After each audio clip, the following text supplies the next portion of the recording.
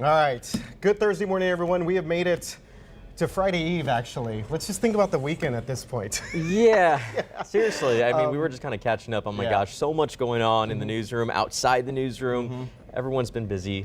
Yeah. You've been busy. You've been very busy. We've all been busy. Yes. I'm just really good at, when you know I'm busy, I think it's easy to read that I'm busy. So, yeah, but you guys, never let them see you sweat. Well, there you go. I like that. That's a good rule of thumb as we get ready for KSAT News Now.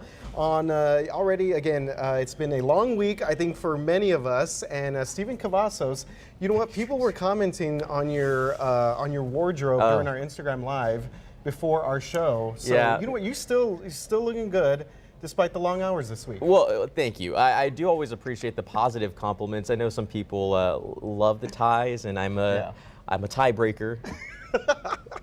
Wow. Look at you. That's pretty good. Yeah, you know, hanging around Justin Horn a lot, you kind of pick up on the dad jokes a little bit. So. Oh, yeah, that's all right. Yeah, Thank you. Justin is a wealth of dad jokes for sure. All right, so we have got a lot going on. We're going to discuss the very latest in the McDonald trial, plus warming center controversy. There were some issues here in San Antonio about some people that were upset that the warming centers were not open, so we'll discuss that in just a little bit. Yeah, and one of the icons of daytime TV is actually ending his talk show after decades. I'm sure a lot of you are. Yeah, we all know who we're talking about here. But first, it's been a week of weather, and now meteorologist Mia Montgomery joins us. It's been chilly, which has been nice. The ice, not so nice. Yeah. Right? Yeah. Yes. Ice, not nice. I know. Spivey was out there in the Bernie area past couple days. We were out in North Bexar County yesterday, and it was just really crazy. Driving up 281, things were fine. It was a little soggy.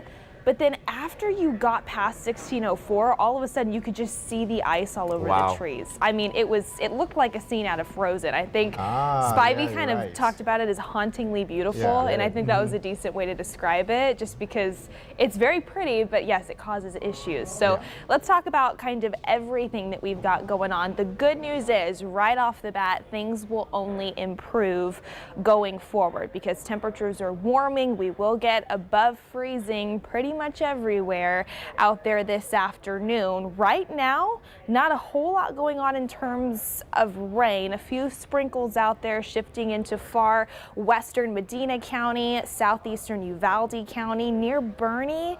Maybe just a little pocket left over of some freezing drizzle, and that's because the Bernie stage area is one of the only areas still hovering around that 32-degree mark, but temperatures will warm a bit throughout the remainder of the day. You can see current conditions outside right now, still cloudy for the most part here in San Antonio. A temperature though of 40 degrees, so well above freezing here in Bexar County. You can see there's that pocket still at 32 degrees up near Bernie, and also over in the Los Maples area as well. 35 in Bandera, 42 at Stinson, Pleasanton, 36 in Seguin. Again, the vast majority of us above freezing, and we will just continue to warm as we head into this afternoon. Now, we mentioned it on our Instagram Live a little bit earlier. I want to mention it here as well, because those temperatures are warming for those areas that did find ice accumulating on trees, buildings, towers, and things like that, mainly northern Bexar County up in the hill country. Be extra careful if you are walking out and about today, because all of that ice is going to start to melt and it's going to fall off of those trees, off of those buildings, high structures, and things like that. So just be aware of your surroundings if you are stepping out today because of that. But yes, we are going to warm things up throughout the remainder of this Thursday. Daytime highs headed for the mid to upper 40s here in San Antonio. Also, by late afternoon and especially this evening, we're going to start to see skies clear a bit as well. So this is 4 p.m. around Bexar County, still holding on to mostly cloudy skies, seeing some of that clearing though already in our western counties. 7 p.m. partly cloudy skies here in San Antonio, and then check this out, later tonight there are those clearing skies. So heading into Friday, still going to be a cold start, but it looks like we'll stay above freezing here in San Antonio. Again, we really won't have to worry about any precip or anything like that as we get ready to wrap up the work week and head into this upcoming weekend. Plenty of sunshine tomorrow. It's going to be a beautiful day, all things considered, especially compared to the gloomy start to the week that we've seen. Temperatures warming to about 60 here in town, low 60s into Saturday. And then into the back half of the weekend, check that out. We're already jumping back up into the 70s. That'll be the case into early next week, and then by Tuesday and into Wednesday of next week, that's when we'll monitor for our next system to move in. Maybe a few isolated showers possible with that one, guys. Wow, what a South Texas forecast. Right? Yeah, I mean, you could expect some sunshine, a little bit of ice. Get a little bit of everything going on out there. Yeah, I like that. You know, I'm not really a sunshine kind of guy, but I don't mind a little cooler weather every now and then. But this has been, for me, I'm ready for, listen, Canyon Lake. Let's go. It's just been so gloomy out there. Right. Adam Caskey texted us in the weather chat earlier, and he said, I've never been so excited to see the sun before, kind of after the week that we've had. Well, the sun. Yeah, yes. Here comes the sun. Yeah. And thank you for all the work that you guys have been doing in the weather department. Y'all as well. It's been a team effort, right? It's a team effort, so hey, we're happy to bring you the info here at KSAT. Yeah, thanks again, Mia. Appreciate it. You bet. All right, as we get set for the weekend, we saw the Western Heritage Cattle Drive there. That's a big deal going on for us here, so a lot of people probably excited to get out and about. All right, moving on to some news this morning, and we want to update you right here on the latest on an Amber Alert. And if you have the KSAT app, you probably saw us send out multiple push alerts about this. And this Amber Alert that was issued this morning for a 1-year-old girl. Yeah, Aviani Brown was last seen around 1 a.m. this morning in the 5200 block of Eisenhower Road. That's near the Mid-Crown Drive intersection. And she was believed to be at the time with 20-year-old Jay Sean Brown. So we just found out, even before we went on live here at KSAT News Now, that it has been confirmed that Aviani has been found and is now in police custody. That's right. Now, Jasani Brown has also been arrested. And of course, we're going to update you with more on this information. But this information does become available on KSAT.com. All right, so moving on to another big story, the Andre McDonald trial. Of course, his testimony took place the other day. This was before, obviously, some of the weather issues we had. So let's hear a little bit of some of the chilling details that Andre McDonald had to say when he took the stand. So I landed like a couple of kicks. I started hitting the body with the hammer. How many times? Honestly, I couldn't tell you, but it was multiple times. All right, so we just heard there, of course, this trial has now resumed today after that 2-day delay because of the weather that we've seen in our area. Yeah, I know Erica Hernandez has been following this very closely in the courtroom. Now, many people, of course, were watching the trial, were surprised when he actually took the stand into his defense, but that surprise turned to shock when he confessed to causing his wife's death and then disposing of her body. Yeah, very, very chilling details here that he offered up while on stand. So he did claim that this was done in self-defense and said that the couple had been arguing because he claimed that Andreen was having an affair and tried to start a new business in her name. Yeah, it all came to a boiling point on February 28th, 2019 after they met at a tax preparation office. That's when Andre claimed that Andreen was angry after he told her he was going to file for divorce. And we did hear some of that testimony a little bit earlier, as you just heard from when he took that stand. Yeah, and he claims that she yelled insults at him and actually spit in his face. And then their arguing turned into a physical fight, ultimately leading to her death.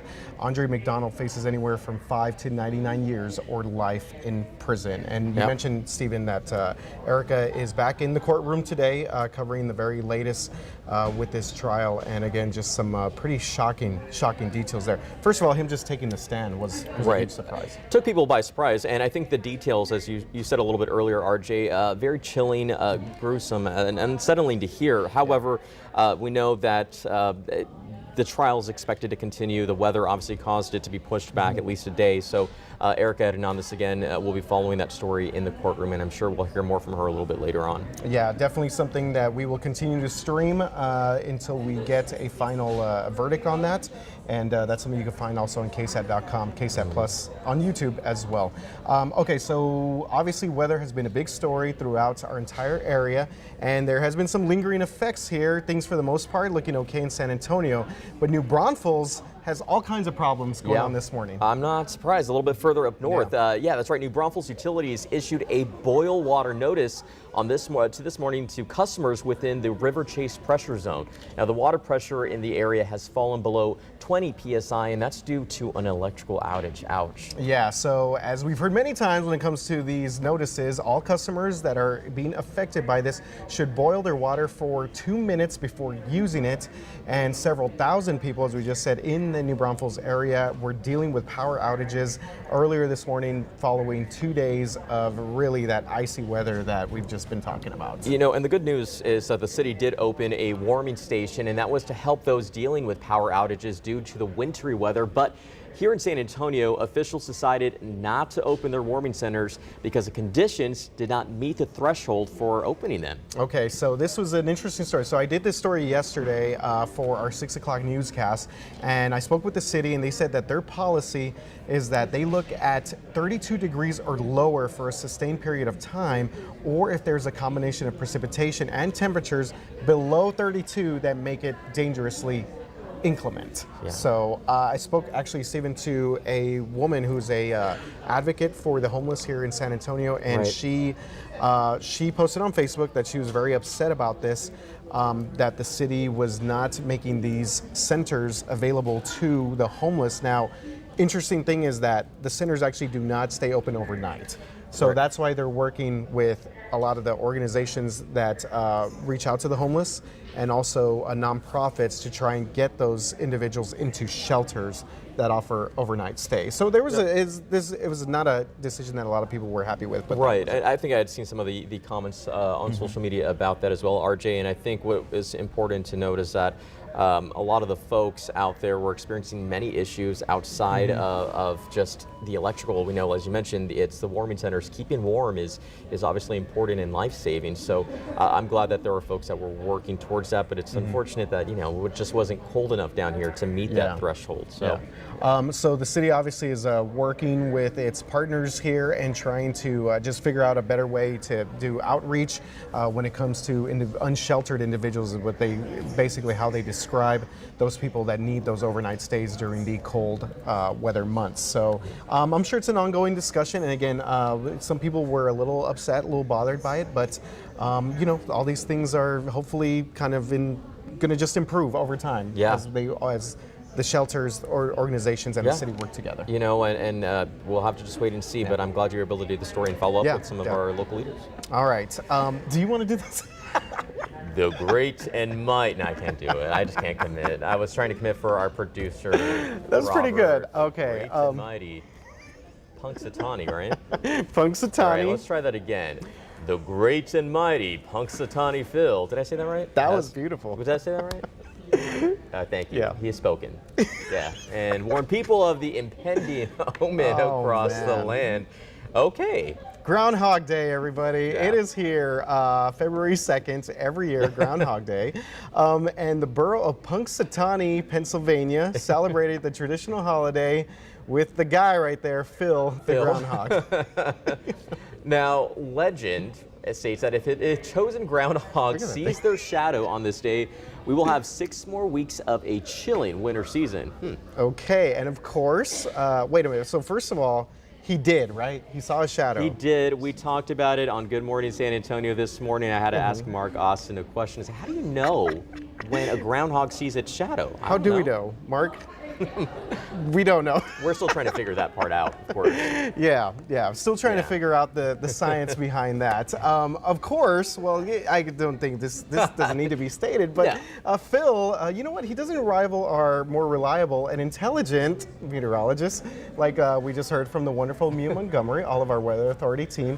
But it is definitely a unique and fun American tradition that dates back to the 18th century. Yeah, that's pretty cool. Way back. So they still wear those top hats. Yeah, you know what? it's a vibe. I like it too. Let's start bringing those back. Now, according to the National Center of Environmental Information, Phil's only been accurate 40% of the time, at least over the past decade. What? So, again, rely on our meteorologists here at KSAT 12 to get you through it. Yeah, probably the best bet there. Yeah. 40%. You would think they would have gotten rid of the groundhog there. Yeah. Maybe started using some other Yeah, let the groundhogs animal. do their thing, right? That's funny. Yeah. Have you ever seen the movie, the Bill Murray movie, Groundhog Day? I've heard of it. Okay. I know it's been discussed, but I'm not familiar. Yeah. I know Bill Murray's in it. Yes. So I recently watched that. It was okay. It was pretty solid for a what was it, late 80s, 90s comedy? Sure. Yeah. You know, but I will say He's a reporter. He's actually like a news reporter. Yeah, well, isn't that what he sent to cover? He sent to cover like Yes, this is the Groundhog big Day, story. yeah. And again, I do not remember where I remember hearing about this movie. But you know, what are your thoughts on 6 more weeks of potential winter? I really don't like it, but I mean, what are you going to do? If Groundhog Phil says that that's the case, then what can we do? We're at his birthday pretty much. The only thing, the Groundhog's birthday. yeah, the only thing I will say, RJ, is that it's great in the sense that I don't need to worry about working out, at least for a little bit. I can layer up and layer up. Oh, Yeah. I thought. Wait, it is March in 6 weeks? Robert. Yes. All right. I'm not All sure if right. you guys could hear our director, It's Robert 6 weeks Flowers in there. March, He so I says guess it's you got to 6 start weeks. thinking about Yeah. it. There we go. I thought it was going to be because you get to keep rocking the turtlenecks. Well, you know, the turtlenecks, they're going to, it's been nice to wear them. It's been nice to keep my neck warm, but I'm ready to come back to those button-ups and gonna have to start taking my shirts to the cleaners pretty soon, or ironing them. Well, yeah, and as our director, Robert Flowers, just mentioned, winter will actually end on March 20th. So, Phil, he's just 6 weeks more when winter ends. That's not cool. Well, you know, Phils are definitely in the headlines, RJ, because speaking of important Phils, the Dr. Phil show is ending after more than 2 decades on the air. Wow. Yeah, look at his giant head behind us there. Okay. Can we get a screenshot of that? That was freaky. That looked like just a floating head. Okay, the 72-year-old former psychologist said he's stepping back from daytime TV to pursue other projects. Now, he hasn't given full details on what he'll be doing next, but in a recent statement by CBS, he said he won't be disappearing from our TVs entirely. So I'm curious. How could he? How could he? So he started his career on the Oprah Winfrey Show back in the 90s and then started his own show back in 2002. Now, yeah, the Dr. Phil show remained in the top 2 spot for most watched programs since it first began. And, you know, I will say a lot of very popular guests have come out of his show. Catch Me Outside.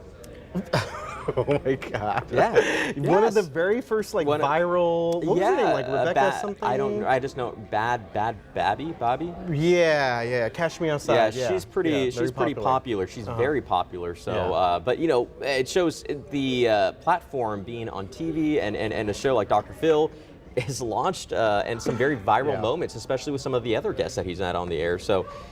You know, I'm definitely an icon of daytime TV. And you know, before our show, so one of our interns here, awesome intern Lily, she was. We were talking about this, and Dr. Phil was like the perfect. You're just stuck at home, either you're sick, hanging out with the grandparents, and you're watching Dr. Phil. No, I like at 2 to o'clock watch on it. a random weekday. You know, when I was a kid, we used to stay at my grandma's house. My parents were working, and we would watch a lot of daytime TV when she wasn't looking. So Dr. Phil wasn't on the list, but I remember a lot of other shows like Maury Povich. Yeah, there you go. Jerry Springer. Jerry Springer. Man, those were Ricky the days. Lake. Yeah. Ricky Lake. Okay. Yes. Thank you. Sally, Jesse Raphael. Wow, you're going Oprah way back, Winfrey. Daytime TV is half where of the people, I think, under like 25 do not know any of these That's people. okay. All right, we are getting the hook here. So congrats to Dr. Phil. Whatever it is you do, good for you, man. Just keep on doing your thing. Steven, you going to be back with us tomorrow? Yeah, if you'll have me. Okay, we definitely will. All right, guys, we will see you tomorrow at 11 a.m. You'll have a good one.